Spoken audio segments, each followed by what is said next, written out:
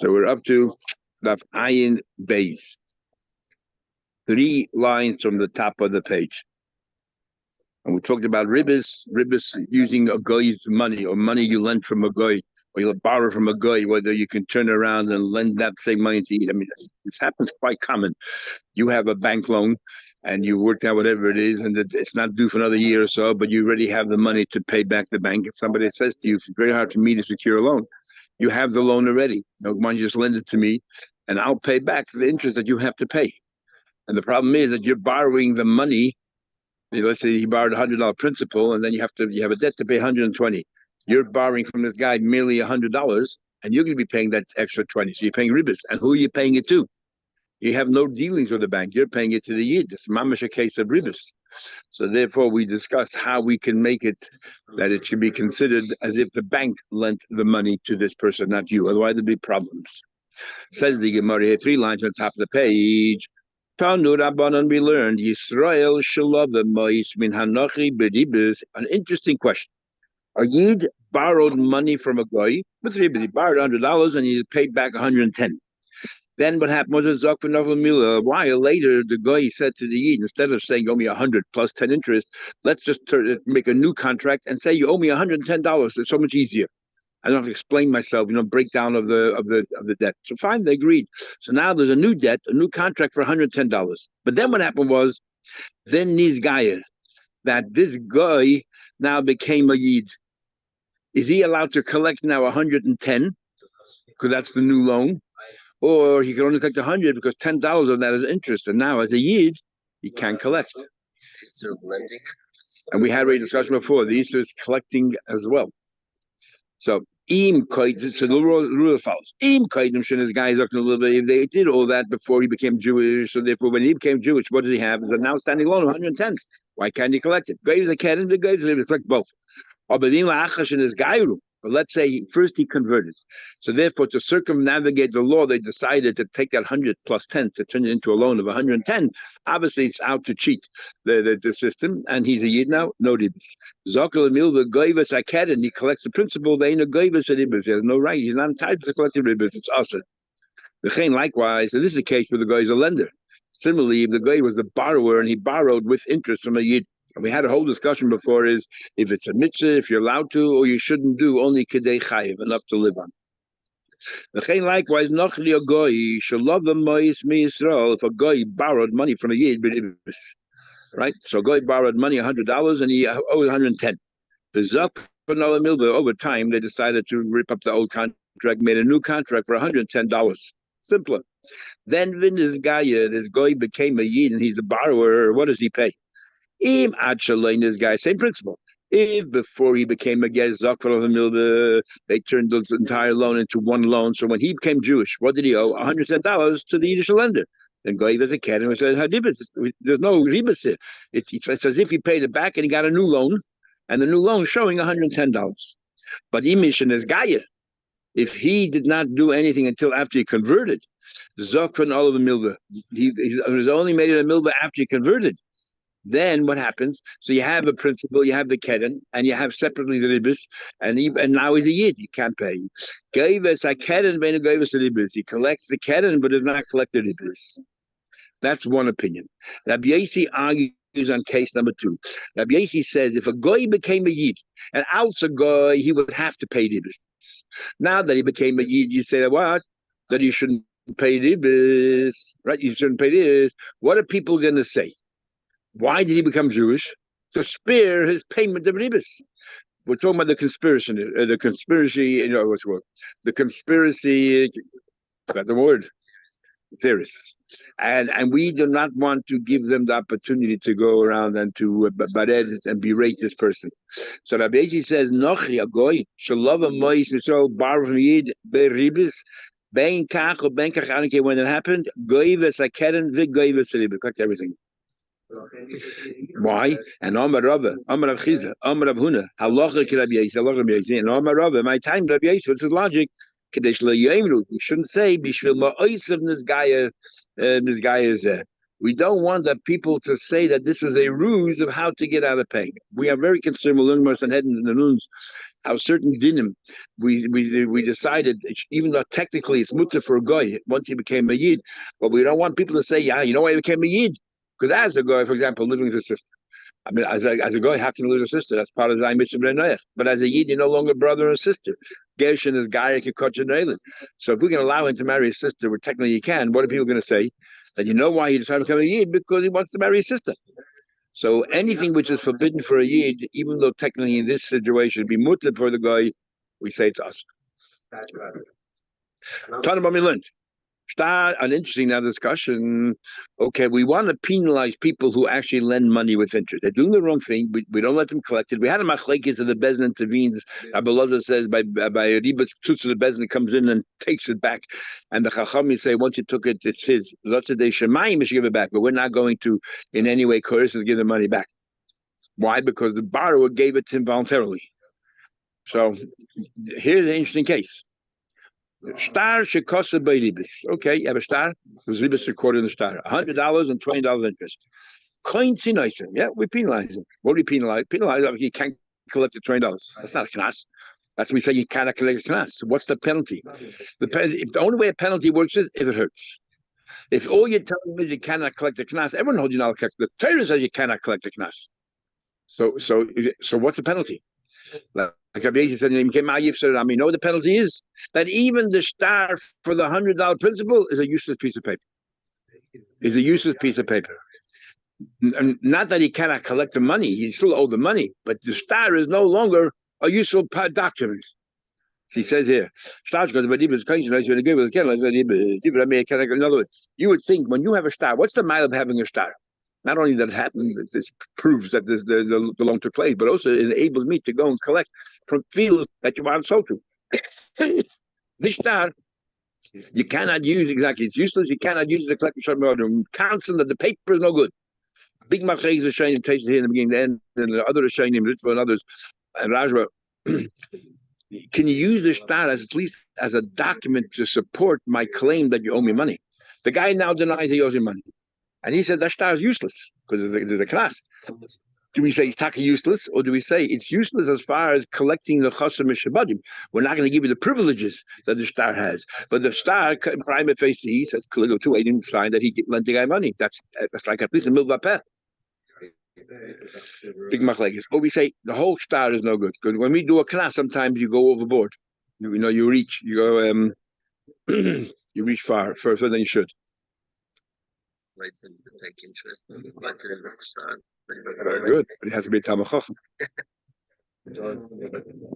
Chacham say goyves I can. Chacham say no. That which is wrong is disqualified, but the rest of the which is valid is valid.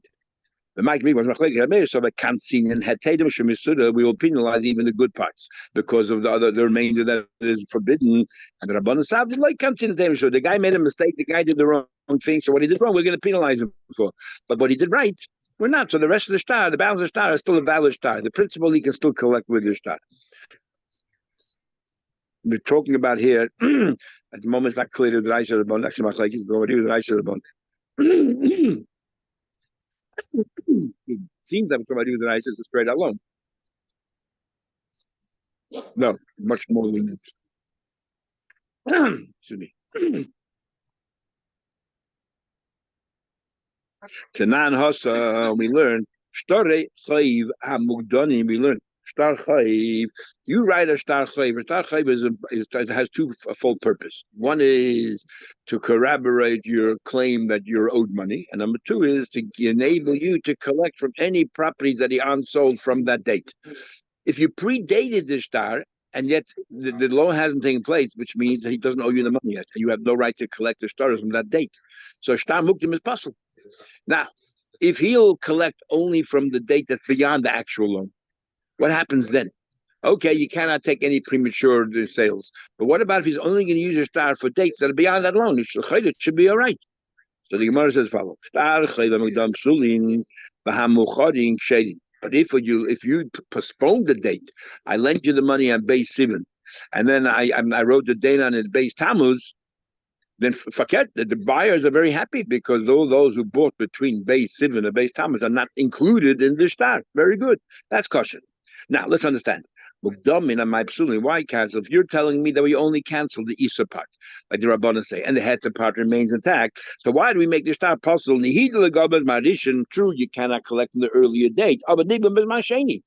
Collect from the date when it actually came into effect. When was the star activated really? When the loan took place. So at least from that day onwards, and there's a date on the star. It says that the loan took place so and so date. So let be effective from that day onwards. So the mother, So the Shlakish says, well, you're right. That's the machlekes. Do you asa the heter part because of the isa part? That's the machlekes. And this follows Ameir. Ameir holds that if you put interest in the document, the entire document is useless.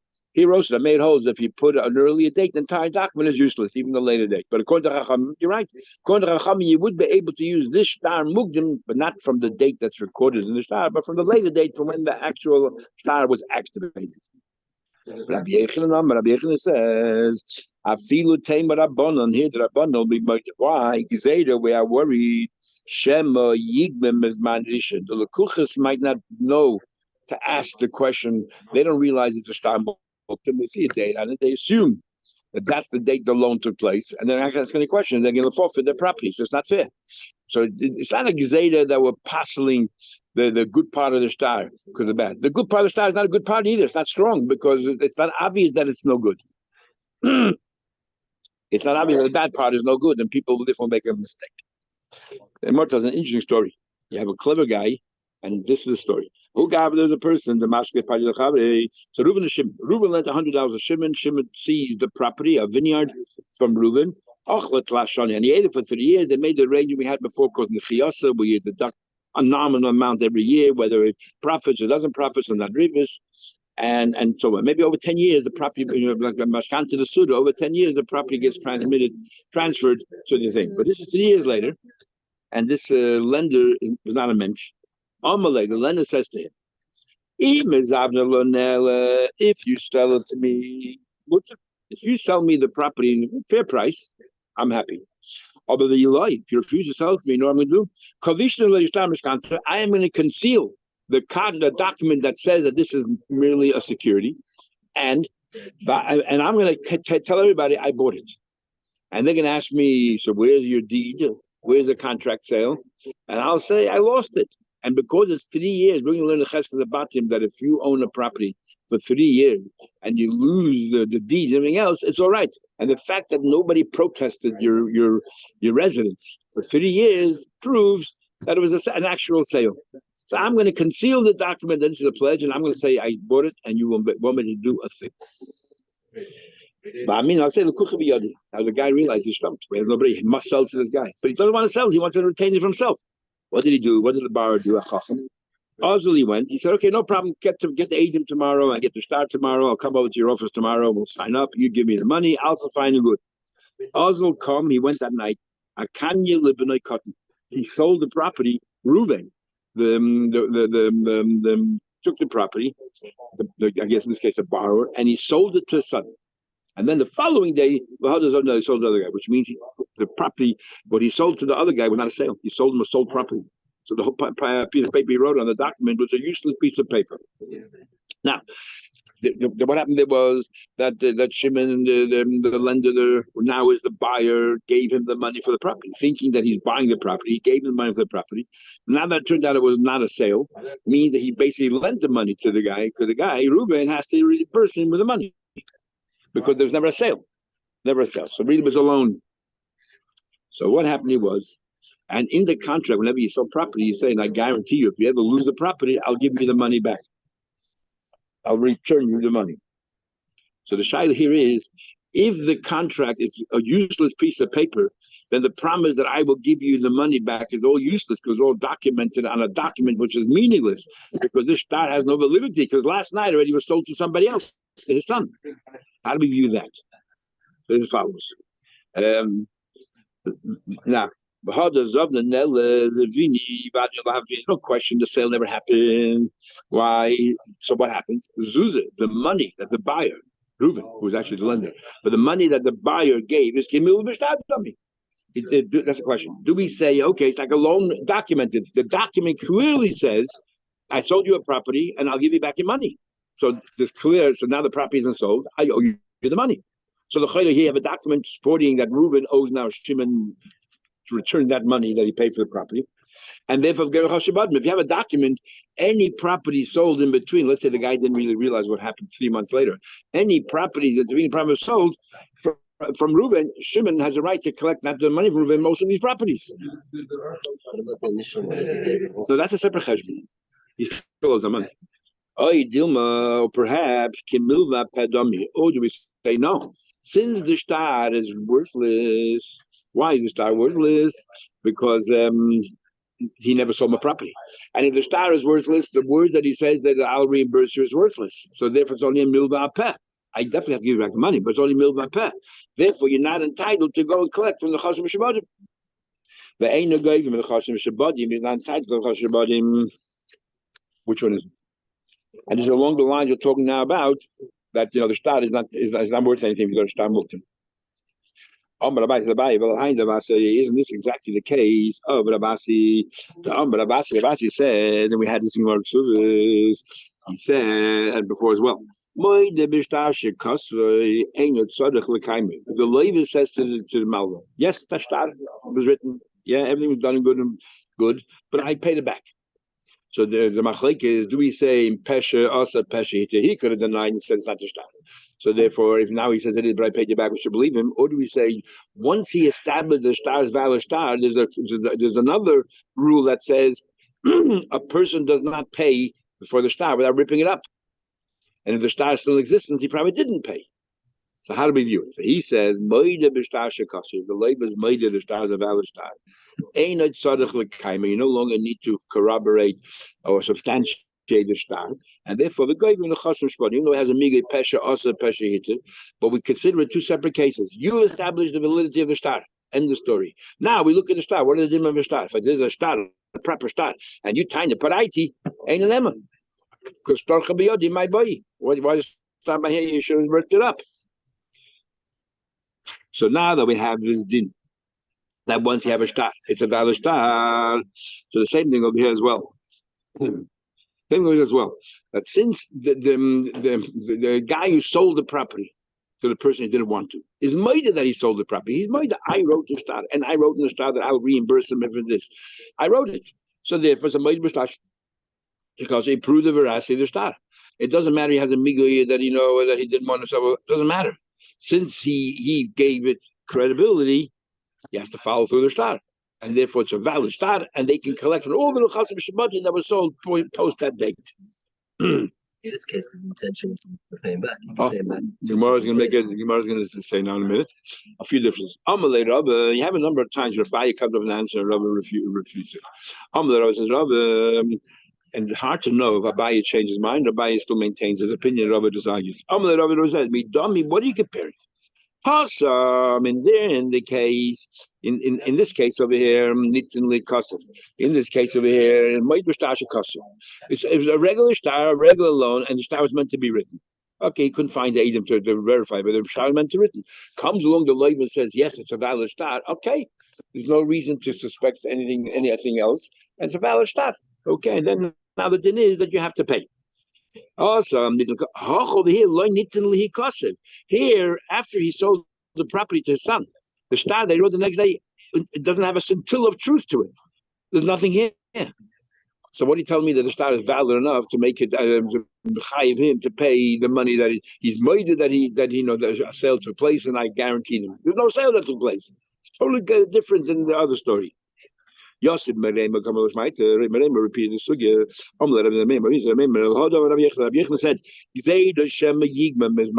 Rabbi said before, Stam Mugdim. He said, the problem with Stam Mugdim is why it's no good.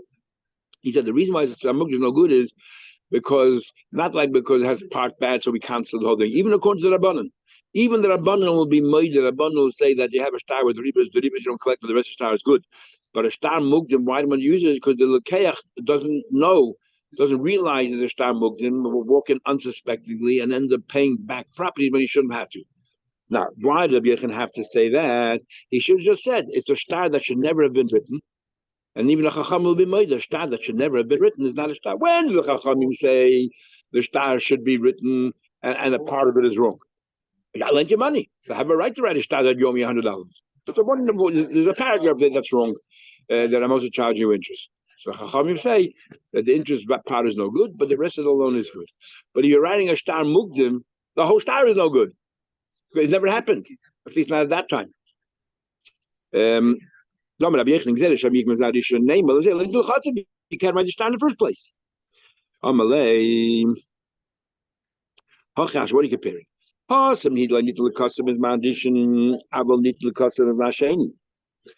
there, in the case of Shtar Mugdim, what I'm going to say that is, you can't say the Shtar was never meant to be written.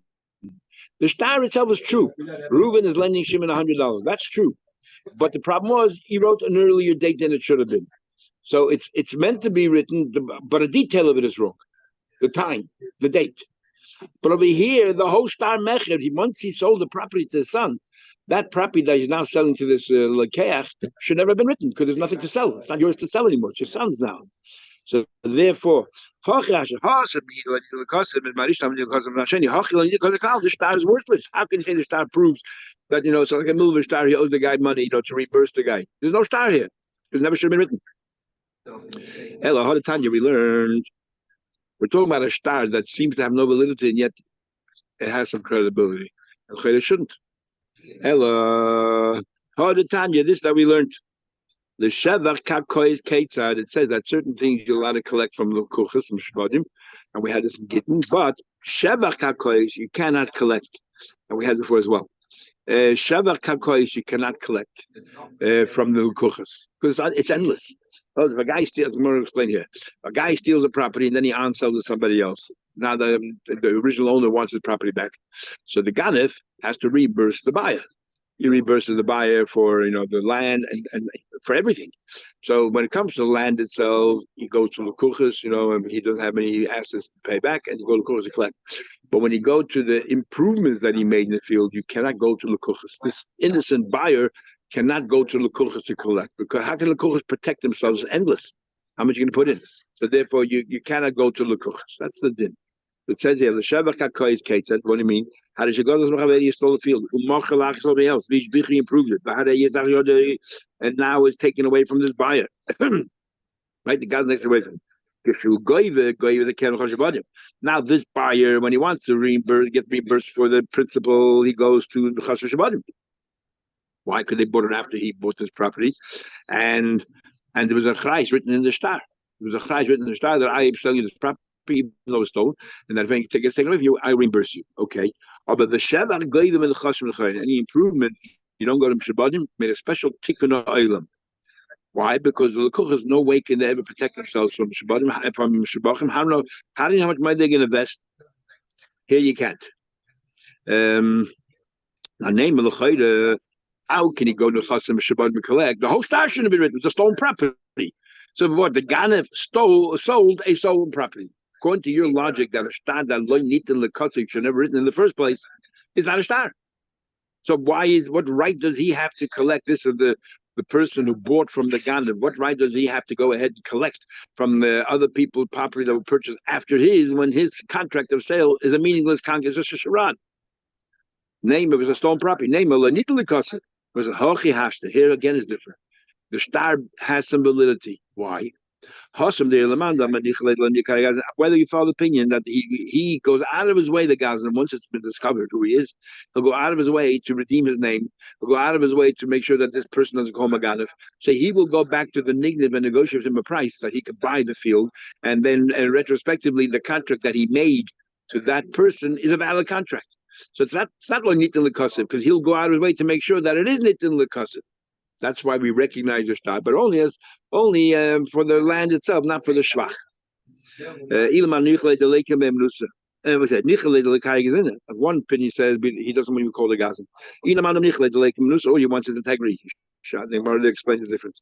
He'll go back to the original owner and he'll piece him, and he'll reconnect or reestablish that. Over here, what did he? Why did he sell the property to his son?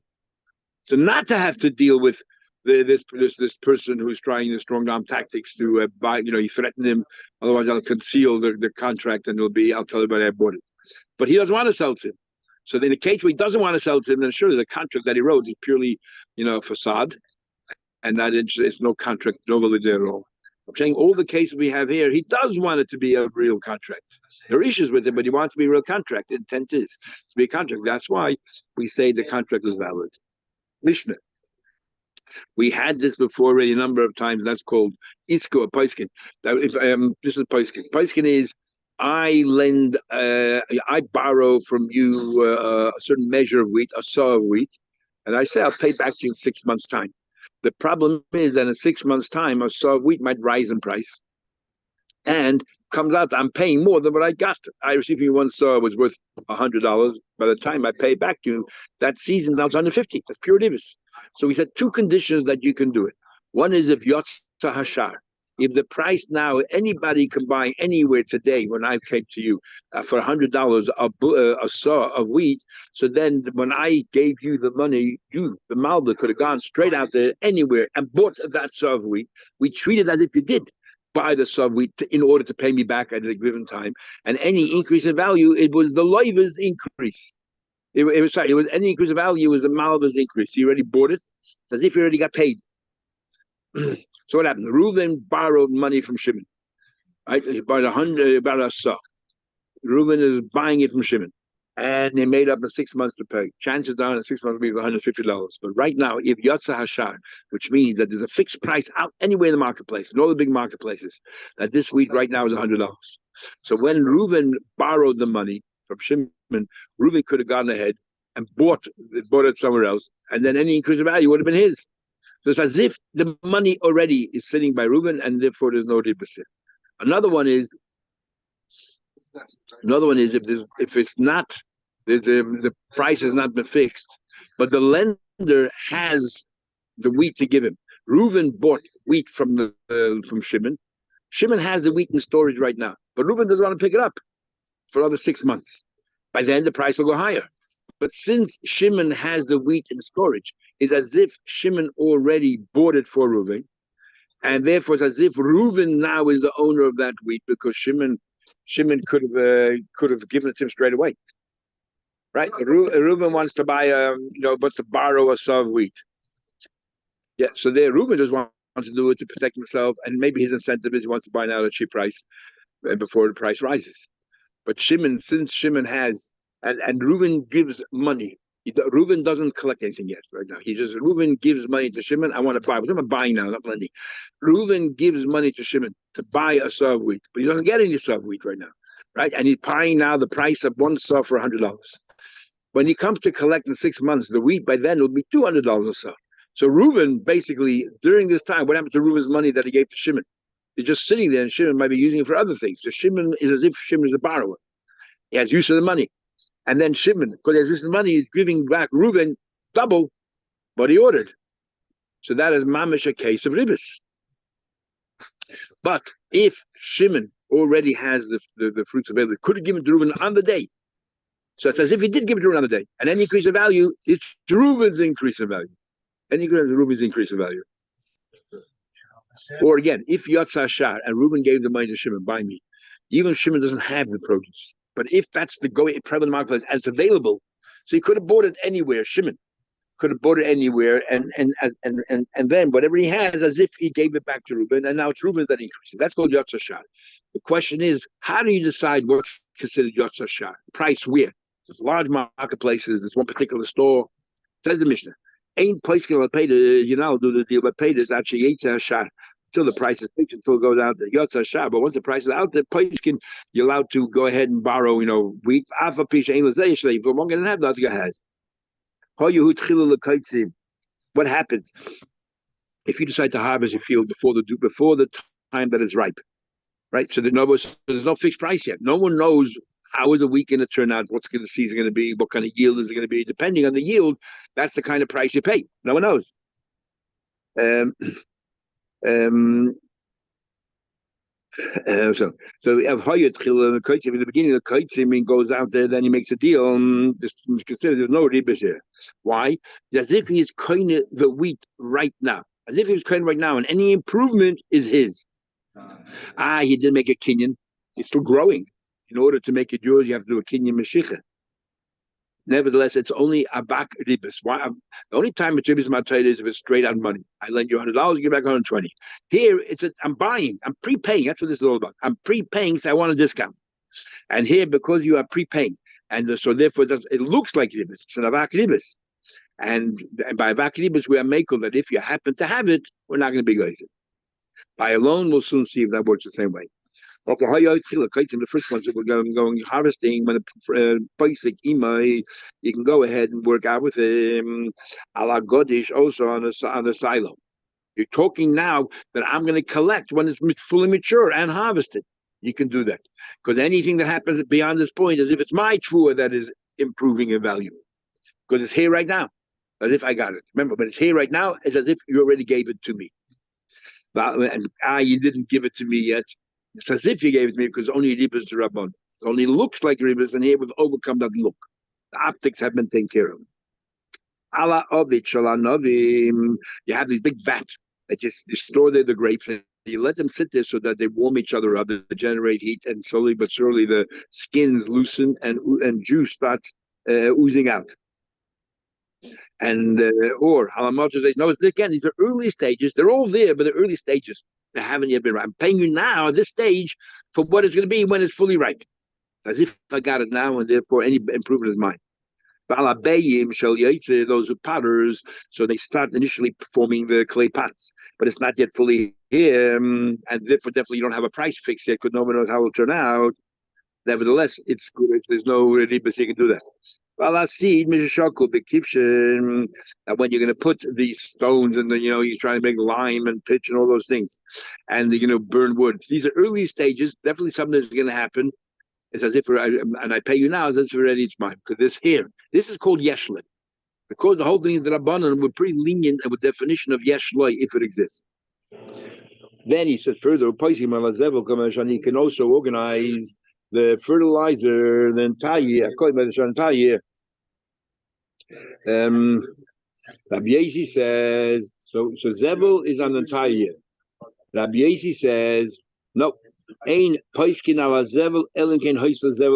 have to have it physically. Don't tell me there's always animals out there creating dung. There's always Zebel available as if it's always there. No, there has to taka mamish be there. In fact, we have to understand. We'll talk about it today. Is the difference Chacham and Tanakama. They both say that when it comes to fertilizer, it's so prevalent, so available. It's always as if it's there. So what's the difference, Tanakama or the Chacham? And then it says Poisik imay bishar hazoyim. Sorry, Poisik imay bishar hagavoyim. He said, if the price comes down, I'm buying from you today, and I'm telling you when I'm going to pick it up. Instead of till now, we're talking about the prices going up. So am I paying you? Am I getting ribas in return because I gave the money I prepaid 3 months in advance? And why are you giving me more than what I paid for? Because you're acknowledging the money I lent you. What happened? The price goes down. Price goes down. So the buyer now is going to lose. He bought 4 saw for $1, and now he can get 6 saw for $1. So he can make up. I can tell you then, Shara Gavoya here doesn't mean the higher price. Gavoya means the one I get more crop from. The lower price. I can make up with you, give me the lower price then. I paid you now, but if there's anything lower, give me the lower price. Now there's no benefit here to the malva, to the seller. There's no benefit. In fact, he's losing. The seller's losing. He got use of the money for this, and now he's losing that he's giving back less. He's giving more. So the seller has to give. He's giving more now than he would have had to give if he gave right away. That's right. Yeah. So why can you do that? So Rabbi Yehuda, why can you do that? Rabbi Yehuda says,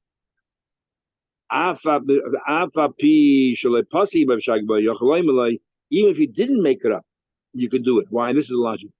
The guy can say, 10 likazeh, we made up, you're going to give me whatever it is, the value. Oh, if not, I'm backing out of the deal and telling me, give back my money. And I'll buy it now locally. And he can change his mind. That when do we say Misha Para? I made a commitment. I'm giving money right now to buy it right now. Here I'm making commitment money to buy it in 6 months from now. So if things change, which is what happened, you can no longer use the curse of Mishapara. Mishapara is that what's your honesty? You said you'll do something now, and you're not doing it. So you get Mishapara and Nayach and a Mabler flugger. Over here, there's no Mishapara because I didn't say I'm doing it. I'm doing it 6 months, and things changed. So I'm not Stama Russia that is not that. Because things changed, maybe you still keep your word, but Mishapara we won't give you. Won't give you Mishapara. Because a person generally is doing this, the whole arrangement is to benefit, not to hurt himself. And here the buyer is hurting himself. You prepaid, think of Chacham, you paid 4 sous a dollar, and by the time it got around, the prices have dropped. And now you can get 6 sous for a dollar. That was never his intention. And it's obvious that was never his intention. Why else are you prepaying? You're not prepaying to pay more, you're prepaying to pay less. So therefore, it's not a Misha Pora. It's not, you're not Shlech. He didn't have stock at the time. Exactly, never stuck at the time. And so therefore, his giving his ultimatum, there's no difference at all. He's saying, give me back my money. And if you don't give him back his money and you give him the other one, it's not like this is the deal. It's like a new deal now. It's as if you gave me back the money and I'm giving the money now again. Instead of me schlepping out there and finding another store, I'm giving back to you. Give me the money at the current price. That's how we deal with it. But you didn't know at the time. You don't know if the price is going to go up or down. Exactly. You're betting it's going down. You don't have the stock at the time and you sell it after. So the word very good. This is like shorting stock, and the word is that since it changed, You didn't own it at the time, but you bet on it going down. Exactly. So there's committed to buy a certain price. So maybe a little bit different because if every shorter, there's a longer, and maybe that's not the person. The person who gave the money, he paid for 100 sell, but now you can get 150. So he goes and buys 150. So it's interesting how to equate it to that.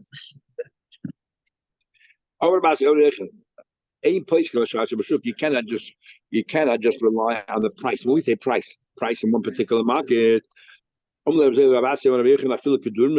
this large market over here, which is like the central market of the city. You talk about the smaller shuks in the villages like Kivia Tarayu, their prices are here today and gone tomorrow. That's not called a fixed price. Fixed price is a price that stands for a while. Well, the man just look at way before the beginning, even a small market. How do they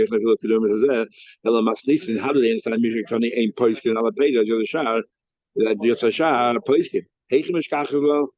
If you tell me that even a central thing it doesn't work, even a central even a central market doesn't work. So then how do you have a poiskin shar? He said, we're the chiti da kalbi va'arbi. We're talking about over here that when the wheat and everybody, they open up all the storage houses, and everybody opens up more or less in uniform at the same time. And people bring from overseas. In other words, when it's like everybody involved in this scheda comes out, that's considered yotza hashar. Not if one marketplace, no matter how big the marketplace is. The mosher tarit because then when that happens, the price hangs around for a while, not just for that Thursday. What do we learn? We learned ain't paiskin ala paydes achiyatashah.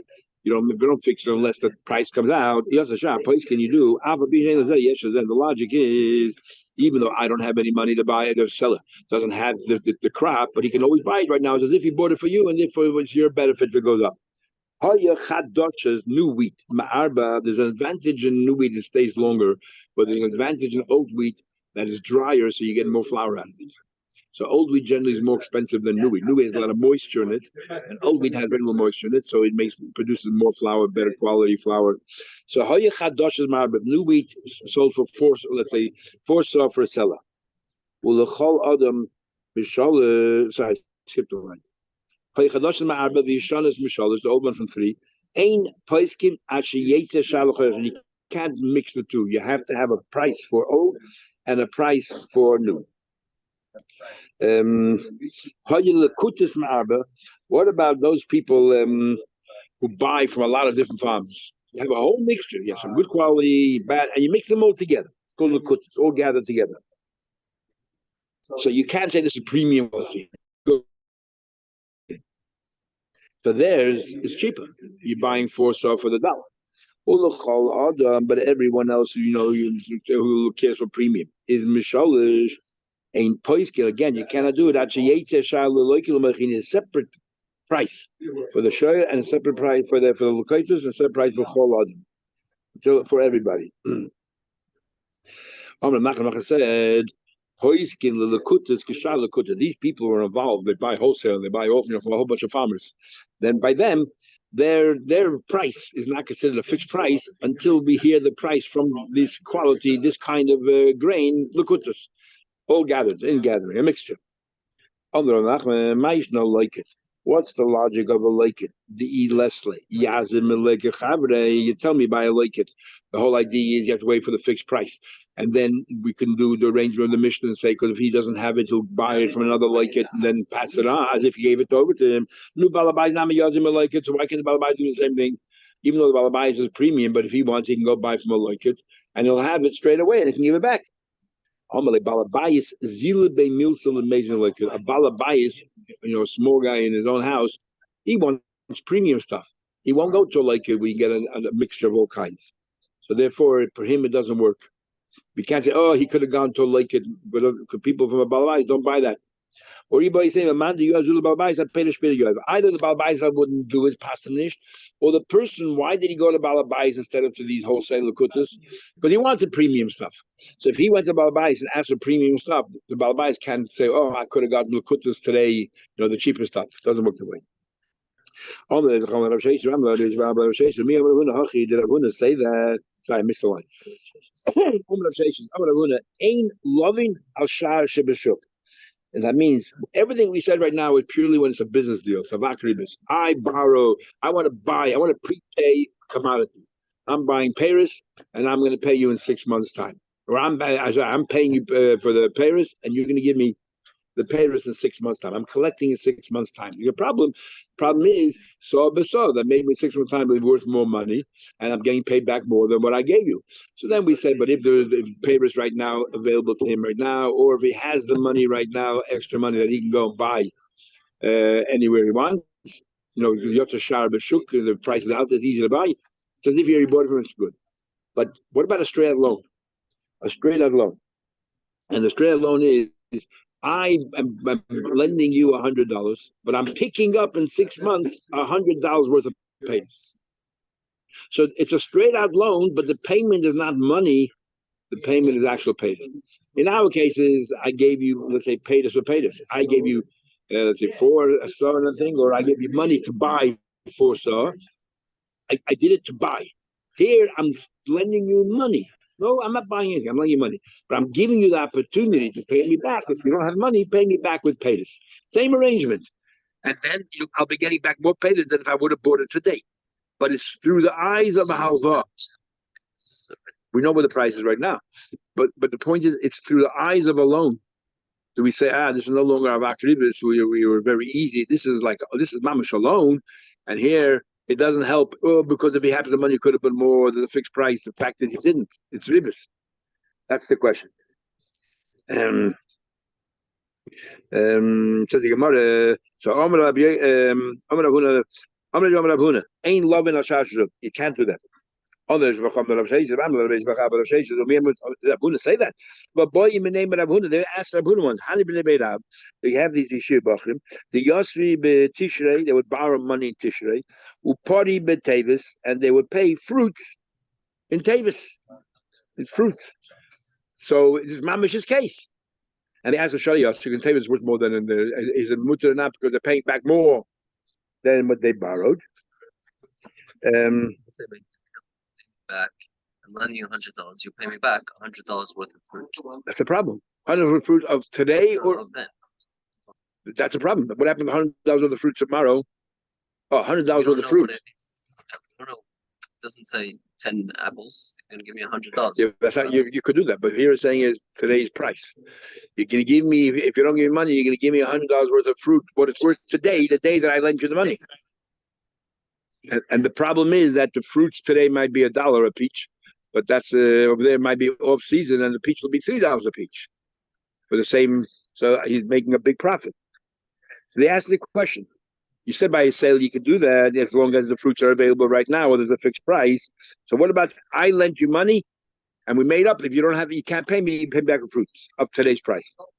Amalu, he said, Hachiti behini, hachiti b'shili. Yes, you can, because even if there are no fruits here, you have wheat and hini, you have wheat and shili, they're all over the place, and it's available. And he buys, and if he wants, he can buy it right now and pay him right now. So therefore, any benefit that increases in the fruit is a benefit to the lender because he already got it back. So, so a question Abhuna. Here he says allowed to before he said not allowed to. So but Abhuna ain't loving. Nogmaran says Abhuna initially thought you're not allowed to. It looks mamish like Riddis. Even the Shama Lahad, the Amar Abshul Rabchia, Amar Abelazar, when he heard Abishul, the son of Chia, said name Abelazar. Love and you can borrow. Amar Yonami, love and he said, you know what? You can borrow. Now, what's the crux of the argument? It doesn't say. We'll continue Motzei Shabbos. We'll do a quarter.